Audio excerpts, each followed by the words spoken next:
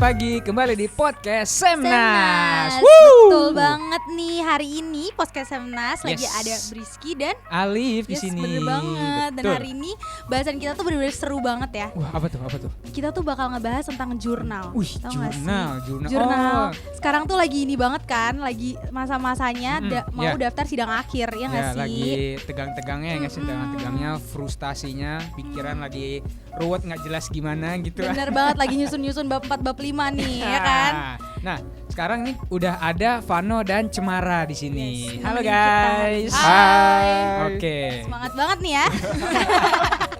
Kok gue boleh tahu kalian berdua ini sekarang lagi sibuknya ngapain sih? Ya kita ada beberapa project juga, tapi kalau untuk hari ini kita meluangkan waktu untuk podcast ini. Oke, sudah. Terima kasih. Oke, jadi bisa.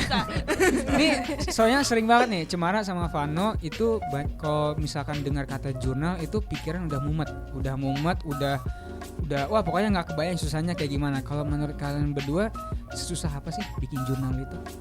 Menurut gue sih kalau bikin jurnal itu sebenarnya susah tapi gampang tapi susah. Kalau di pengalaman gue ya, karena karena jujur pas first impression gue terhadap jurnal ini, waduh kayaknya agak challenging nih, agak menantang nih, apalagi semua baru, mekanisme baru. Gue juga baru tahu apa namanya seluk-beluknya kayak gimana.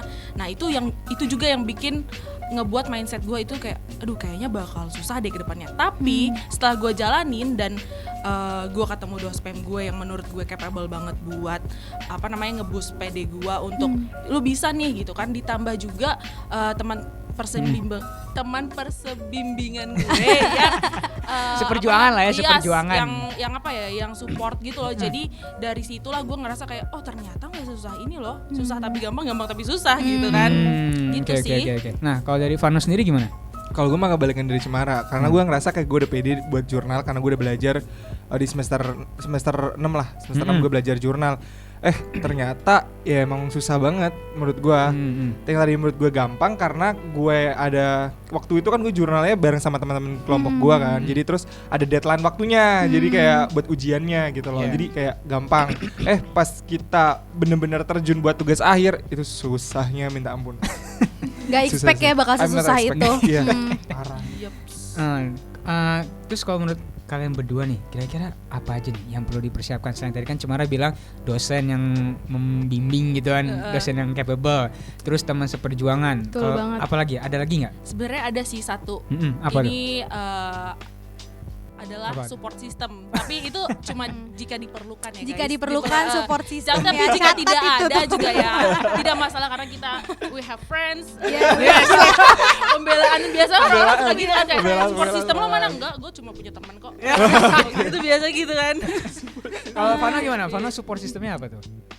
Support system gue keluarga sih, tetap keluarga. Nomor satu ya. Iya, itu paling penting banget, karena menurut gue juga di sini juga ada sama keluarga gue kan, ibaratnya kayak gue harus tanggung jawab sama apa yang udah gue lakuin, jadi gue harus kayak ya mau gimana pun susahnya kita harus tetap terjang terus tuh jurnalnya. Gas terus.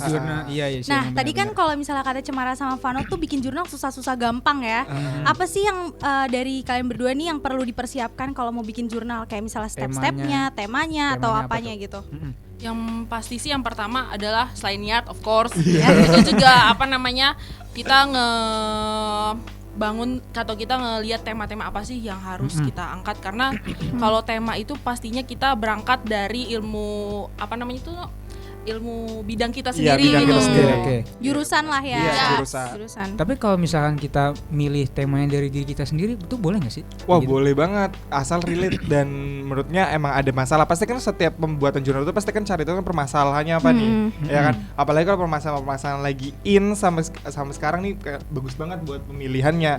Dan yang menurut paling penting, menurut gue sih kita harus benar-benar open minded sih. Jadi kita harus tahu dunia luar dulu kayak gimana gitu loh. Kita jangan ngebahas soal hal-hal yang sebenarnya nggak ada masalah terus kenapa lo masih bahas, karena gampang katanya kan kayak gitu kan. Tapi coba deh dari gampang itu kita buat lebih menariknya mungkin dari objek penelitiannya. Kita lihat dari point of view-nya yang berbeda. Oke. Berarti pemilihan objek juga krusial nih di sini. Oke, so berarti jadi nggak masalah ya kalau mau milih tema jurnalnya tuh yang universal atau yang ke kitanya gitu. Berarti nggak ada masalah dua-duanya gitu ya. Oke. Ya nggak apa-apa sih sebenarnya kayak gitu juga. Tapi kalian pernah nggak sih boleh dong sharing sedikit struggle kalian pas lagi pemilihan tema sama dosen pembimbing ya kan? Kayak seru nih kan? Iya. Banget. Parah seru banget. Kalau gue emang dari awal gue tuh udah netapin gitu kan sebelum masuk ke mau bikin jurnal itu gue netapin ada beberapa tema. Nah karena waktu itu gue itu magang, jadi gue juga dapat kesempatan untuk diskusi secara langsung sama praktisi media karena gue kan emang jurnal gue juga bahasnya tentang native advertising kan, which is itu emang masuknya ada ke media gitu sih. Jadi udah enak ya sebenarnya sama-sama magang gitu tapi kan? Iya, jadi makin enak lagi ya. Kalau nggak ada tema itu kan bingung. Iya. Justru kalau banyak opsi makin bingung. Makin kita bingung ya juga mau sih, milih benar. yang mana nih karena kayak semuanya bagus, semuanya potensial gitu kan. Kalau Kavano gimana? Kalau aku sendiri aku stres sih. Sumpah. Udah bisa dideskripsikan.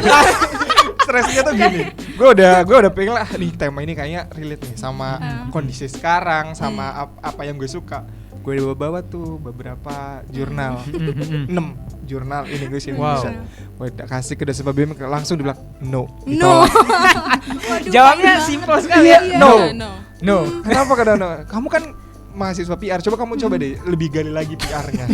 Gitu doang sih masalahnya itu doang. Tapi masalahnya kayak belajar gue marketing juga ada PR-nya gitu kan. Gue kayak oke, kayak ini masih masuk. Ternyata ada dia maunya yang PR yang benar-benar pure PR. Dari situ. Tapi udah coba jelasin gitu ke dosen lu gitu, Pak ini kayaknya udah gini-gini. Udah ngomong kayak gitu. Tapi karena dosen gue super duper. Fantastik. Itu gue ngerasa kayak tetap aja mental. Karena balik lagi ke guanya kayak gue mau ini aku ambil ini sebagai challenge diri gue sama pembuktian buat diri gue bisa apa enggak. Karena emang bener sih, karena jurnal itu menurut gue lebih dari sekedar teori dan tulisan. Karena dia itu juga sebagai pembuktian diri kalau kita tuh seberapa besar kita mau fight, seberapa besar kita bisa melakukan rasa malas kita, seberapa besar kita mau konsisten terhadap itu. Jadi kuncinya juga selain itu semua tadi, kita harus suka juga ya berarti sama apa yang kita teliti. Jadi apa yang awalnya tadi nggak suka, kita harus paksa buat suka. Karena kalau misalnya kita nggak ngelakuin hal yang kita nggak suka, otomatis kita ngerasa kayak waktu kita nggak ada, kita lebih nongkrong sama teman-teman. Iya, itu gue setuju banget banget itu. Kalian juga kan lagi udah selesai kan? Iya. Jadi waktu itu langsung teralihkan gitu ya. Yang tadi mau ngerjain jurnal, jadi ngerjain yang lain, jadi buat yang lain. Karena kita ngerasa kayak jurnal itu tekanan buat kita karena kita nggak suka. Tapi kalau kita suka, ya semuanya akan gampang. Jadi kalau misalnya subjek yang kita ambil itu nggak relevan sama apa yang kita suka, at least objeknya kita suka lah ya. Oke. Tapi ada nggak yang paling susah banget yang udah debatnya sama dosen, udah tuker pikiran tapi kayaknya lu masih kayak kurang pede, lu pernah nggak kayak gitu?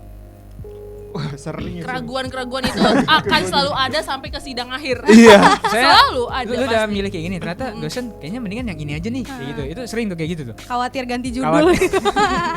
Jujur fun fact-nya adalah gua 1 minggu sebelum sidang outline ganti judul. Swear demi. Wah, gimana? Seminggu gimana itu? Iya, sidang outline. Outline ya belum sekarang. Terus gimana tuh? Iya, ya udah, itu balik lagi ke tadi. Gua mau nggak nih ngejalanin ini? Ya kalau mau ya udah gua gas gitu kan, kayak kita jalanin aja. Tapi itu seminggu sebelum sidang outline udah ganti judul, itu berarti udah daftar sidang outline? Belum, karena itu kan pendaftaran kan emang 1 minggu kemudian, dan kalau misalnya kita udah daftar kan kita nggak bisa ubah. Iya sih, benar banget. Terus itu ngejelasinnya gimana tuh? Kan judul berubah kan, otomatis pembahasan juga berubah dong. Iya, pembahasan berubah, tapi bersyukurnya masih dalam satu tema yang sama sih. Cuman point of view yang berbeda, tapi tetap PR. Pusing juga ya kalau kayak gitu, langsung shock deh, panik deh gue kalau kayak gitu. Parah. Seminggu coy, kita nyiapinnya udah lama banget, tiba-tiba seminggu gila banget. Gue juga nggak kebayang tuh. Gue mental udah tuh, mental breakdown. Nah itu tadi mental sih. Iya. Parah, itu benar-benar kayak ditusuk. Iya, asli. Benar-benar nggak ada peringatan, nggak ada apa, tiba-tiba ganti judul lah ya. Tapi menurut Vano sama Cemara, tema yang paling enak, kita kan sekolah komunikasi nih kan. Tema yang paling enak tuh apa sih? Yang paling udah paling enak banget nih lu ngambil tema ini tuh gitu. Tinggal objeknya aja gitu. Balik lagi, tema yang paling enak ya tema yang kita suka. Sebenarnya emang kayak gitu, cuman jurnal tuh apa yang kita suka itu kita tulis aja coba. Ya enggak sih? Tapi karena jurnal ini sangat akademis banget, jadi otomatis harus mengambil jurnal-jurnal kutipan-kutipan, kita harus mau buka wawasan kita mau buka waktu kita buat nge-search jurnal juga yang ngasih Cem. Kita juga harus prepare waktu buat diskusi sama dosen, sama namanya orang-orang yang pro di bidangnya gitu. Jadi kalau misalnya tema yang kamu suka dengan kasus yang relevan, I think it's gonna be easy sih buat kalian ngelakuin jurnal itu.